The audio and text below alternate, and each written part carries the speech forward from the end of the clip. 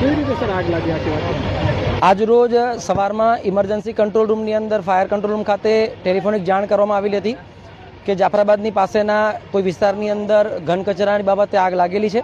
સર્વપ્રથમ આ કોલની અટેન્ડન્સ માટે જાફરાબાદ અને રાજુલાની ટીમને રવાના કરવામાં આવેલી હતી. ત્યારબાદ વધુ જરૂરિયાત પડતા પ્રાઇવેટ કંપની સ્વાન છે, સિન્ટેક્સ છે જેવી કંપનીઓની પણ મદદ લેવામાં આવેલી છે. આ તમામ કંપની સાથે અત્યારે 6 જેટલી ટીમો ફાયરની અહીંયા કામ કરી રહી છે. સાથે સાથે પાણીના ટેન્કરો અને જેસીબીની પણ ટીમ બનાવવામાં આવેલી છે, જેના થકી અમે અત્યારે એક્સેસ લઈ રહ્યા છીએ અને 1-1.5 કિલોમીટર જેટલો મોટો વિસ્તારની અંદર આ કચરો ફેલાયેલો છે, જેથી કરીને વધુ માત્રામાં આગ લાગી રહી છે. પવનની દિશાઓ બદલાતી રહે છે, વિન્ડ ડિરેક્શન ચેન્જ થતા રહે છે, તે મુજબ આ આગ વધારે પ્રસરી રહી છે. તો આ આગને વધી પ્રસરતી અટકાવવા માટે થઈ અને જેસીબીથી કમ્પાર્ટમેન્ટેશન કરી અને અંદર ઘૂસી અને આગને કંટ્રોલમાં લેવાના પ્રયત્ન હાલ ચાલુ છે. અંદાજિત 2 કલાકની અંદર આગ પર સંપૂર્ણ કાબુ આવી જશે તેવી અત્યારની અમારી અનુમાન અને ધારણા છે.